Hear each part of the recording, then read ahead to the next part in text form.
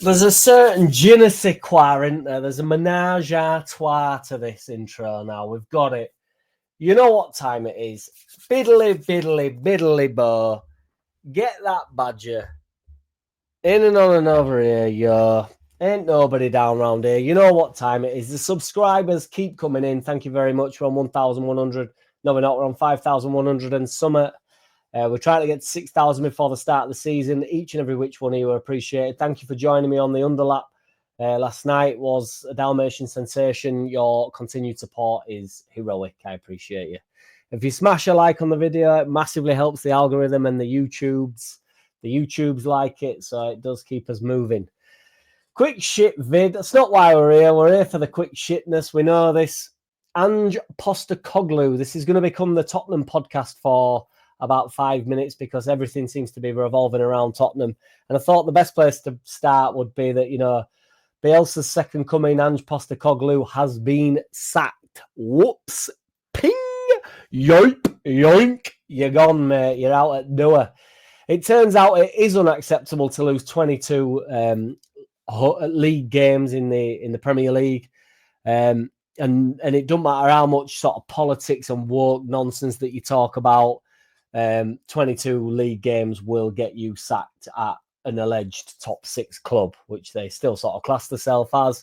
I'm aware I need a shave, by the way, guys. I don't need any more comments about it. It will be shaved off the second this podcast stops. Tottenham finished 13 points above Leicester. They won 3 more games than them. And if that isn't good enough for you, they got 16 points more than Ipswich this season. I don't care that they won the Mickey Cup, you know, the Europa Cup, which we'll have a bit of a laugh about roundabout now. In the round of 16, they beat a team called AZ Alkmaar. In the first leg, away from home, they got beat 1-0. They then won 3-1 at home in the second leg. On aggregate, they beat them 3-2 to advance. Yeah, mate, it's a fucking 4. It's a 2 game. It's a 180-minute match, you dickhead. Like, all right, yeah, fair enough. So in the quarterfinals, they came up against the Goliaths of Frankfurt, where they drew 1-1 at home and then beat them in the second leg 1-0. Yeah, but it's over 180 minutes. All right, yeah, I've got you. In the semi-finals, they met the Goliaths, Bodo and Glimt. Bodo/Glimt, where they won 5-1 on aggregate. 5-1. They beat them at home 3-1, and then they won away 2-0. And then you might say, yeah, well, what did they do in the final? They went to Bilbao and beat Manchester United. Oh, yeah, Manchester United are on absolute fire, aren't they? They can't stop winning. They beat them in the worst game anybody's ever watched, 1-0. It's nonsense. How does this man get a pass? Why is it that people just love him? Because he talks a bit of shit. He's Australian for a start off, so he's already a bit irritating. I don't know, I've probably got some Australian viewers, so I'm only messing about with that. But, you know, when Marsh got here, everybody was going on about the American tingency. Don't Australians do aren't they like rugby managers and that? Bielsa, when he got sacked from 30 games, had lost 13 games, right? For a team that we all agreed was a championship side, and he got the sack. And many, many people agreed he should have got the sack. I don't think he should have got the sack. But how do you lose 22 games of football when you have a genuinely decent Tottenham side? I don't want to hear it about injuries. They all get injuries. It's all a load of woof. You cannot finish 17th and only 17th on the basis that the 3 teams that went down are possibly and probably some of the worst in history, in Premier League history. It's a madness. But he gets a pass anyway. So the reason why we've mentioned that is because Solomon is potentially being given another chance at Spurs. Obviously, they will be dragging another manager in because the second coming has gone. He's off to bed for a few months, see where he picks up, see what crumbs he can pick up. It'll be interesting to see what job he gets because it will not be a top job. I suppose, you know, now that Postecoglou has brought them into relegation, you know, it'd be silly of Daniel Levy to sell Solomon to a potential relegation candidate. So it makes sense for him to keep hold of him, doesn't it? They don't want to be selling to more than just a rival, you know. He's still valued at 15, 20 million, which I do think is about right, in fairness. You know, if Solomon can stay injury-free, he is certainly worth 15 million, in my opinion. Gus Hammer is doing the rounds again. I want to stipulate where I am yet again with Hamer. I'd be happy if he came in. I'd be all right with it. I still think it's a bit of a drab shit signing. That's where I'm at with it. That's where I'm living.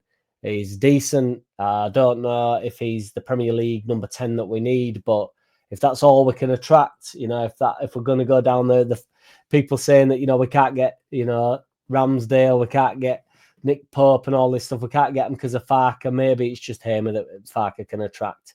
All aboard the bullshit bus. We've got a new one. Welcome to Dictionary Corner. Japet Tanganga, Millwall defender, given a good account of himself this year. He's played in the Prem briefly for Tottenham, played a few games, I think against Liverpool and stuff, made a few appearances for Spurs. That's why this has become a Spurs podcast.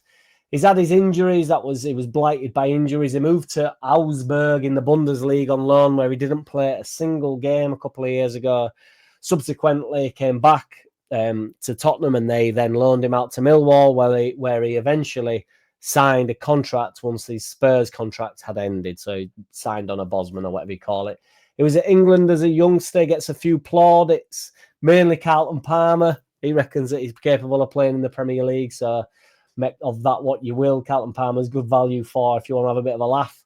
Alan Smith, the pundit, not the former Leeds United footballer, has said that we need to do more than sign Callum Wilson and Nick Pope to survive.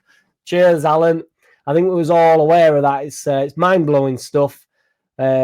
Plus, Alan, my old mucker, I don't think we're getting either of them at this point. So I think Nick Pope's going to be staying at Newcastle, and I'm not sure what Callum Wilson will be doing. But we have been saying, Alan, if you want to listen to the podcast, that, you know, that was purely to, but apart from Nick Pope, he comes in straight at the number one.